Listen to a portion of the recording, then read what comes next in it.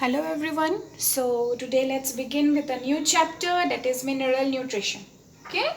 So when we say mineral nutrition, that means this is the thing which is taken by the plant from the soil and used for their growth and development. Okay. So beforehand we have to know what is actually nutrient. A chemical substance that function as raw material for synthesis of different structural and functional substances of living beings is called nutrient. Okay?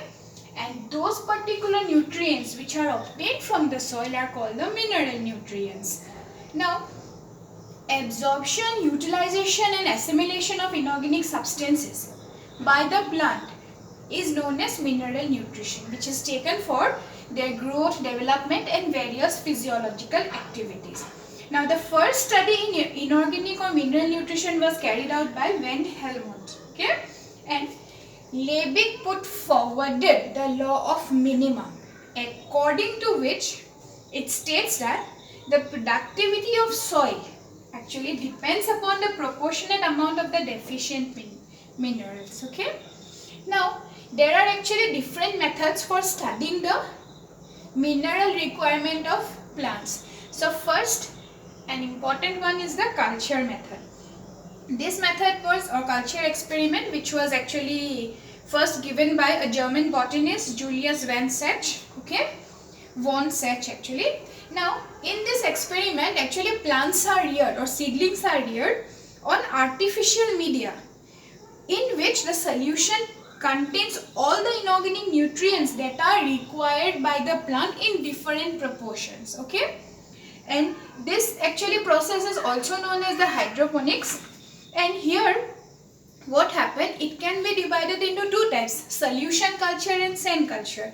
In solution culture actually the seedlings are grown in solution with the deficient nutrients. That means when the nutrients is deficient, then only we can understand that why it is or for what purpose it is being required, isn't it? Similarly, in seedlings can be also grown in earthen pots with sterilized sand. Then that particular thing is known as the sand culture. Okay. Now, sometimes what happens, certain chemical agents are there which are used for keeping a metal in the soluble state.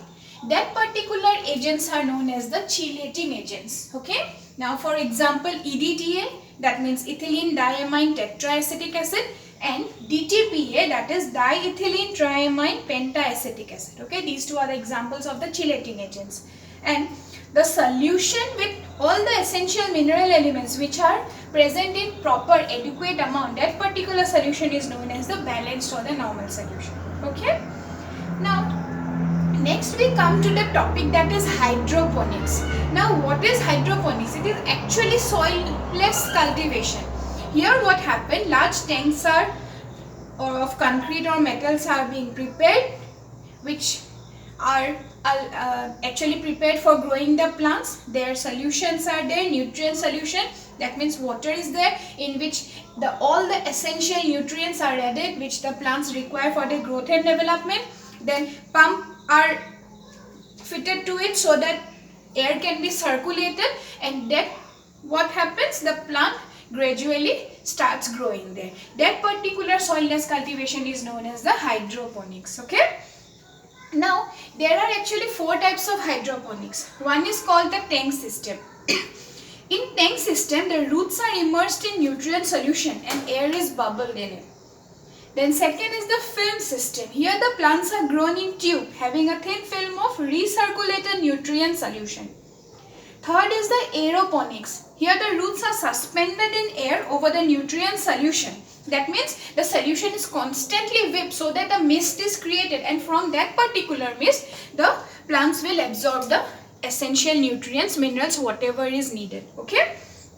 And the fourth one is the ebb and flow hypothesis, in which periodically actually the nutrient solution is raised in order to moisten the plant roots. Now there are various advantages of hydroponics. It is actually used for raising out the seasonal commercial flowers and vegetables like lettuce, seedless, cucumber, tomatoes. Okay. It is useful as a kitchen garden. It is good for areas where soil is not available or infertile. It provides a crop with optimum nutrient and optimum pH. Then next is the problem from weeding is absent. Soil-borne pathogens are absent, and it gives the maximum yield. Okay, that means as it is completely an artificial process, so here contamination doesn't take place. That's why we actually obtain a proper cultivated plant. Okay, now but here some disadvantages are there. For example, that it is very much costly. Okay, and it requires technical expertise. Then chemicals which are actually used, they may be toxic. Okay, now let's now come to the topic, that is the essential elements. Now we are telling that mineral nutrition, mineral nutrients are there, elements are there which are taken by plants, hydroponic system. So what are the essential elements? That means the particular type of elements which has a specific structural or physiological role, and without which the plant cannot carry on their life cycle, are called the essential elements. Okay, and basically there are 17 essential elements: carbon, hydrogen, oxygen, nitrogen, phosphorus, potassium, sulfur, magnesium, calcium, iron, boron, manganese, copper, zinc, molybdenum, chlorine and nickel. These are the all important essential elements, and some of them are required in larger quantities. For example, carbon, hydrogen, oxygen, nitrogen, phosphorus, sulfur, magnesium, calcium, and these are called the macro elements. And those elements which are required in lesser quantities, for example, iron, zinc, manganese, boron, copper, molybdenum, chlorine and nickel, these are called the micro elements. Okay, now these particular elements, they have some role. Okay, and the main roles are that they are the constituent of biomolecules. Now we know that maximum organic substances consist of carbon, hydrogen and oxygen, isn't it? Nitrogen is present in amino compounds, proteins, nucleic acids, that is DNA, RNA. Then sulfur is present in amino acids like methionine and cysteine. Iron is present in cytochrome, phosphorus for nucleotides, phospholipids, etc. Magnesium for chlorophylls. Okay, then there are energy related compounds are there. For example, magnesium and phosphorus, which are used as energy enriching compounds. Then they help in increasing the osmotic potential, for which water absorption can take place. Then there are some like potassium, which take part in opening and closing of stomata. Okay, that means ultimately they are related to transpiration process. Then some of them like weak acids and their salt, they function as buffer against changes of pH.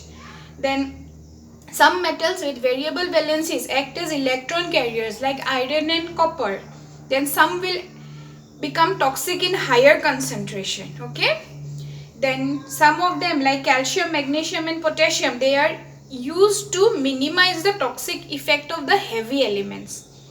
Then sodium and potassium, they increase the membrane permeability, and against it calcium decreases the membrane permeability. Okay, then boron and potassium, these are used in translocation of substances in phloem. Okay, that means food during translocation through the xylem tissue, boron and potassium plays an important role. So these are all the introductory part regarding the mineral nutrition portion. The role of essential elements, all the 11 points are important. What is hydroponic soilless cultivation? Okay, culture method, all the 17 essential elements, examples of the chelating agents, law of minimum. These points are important. Go through them, go through the videos. If you find any problem, then please let me know.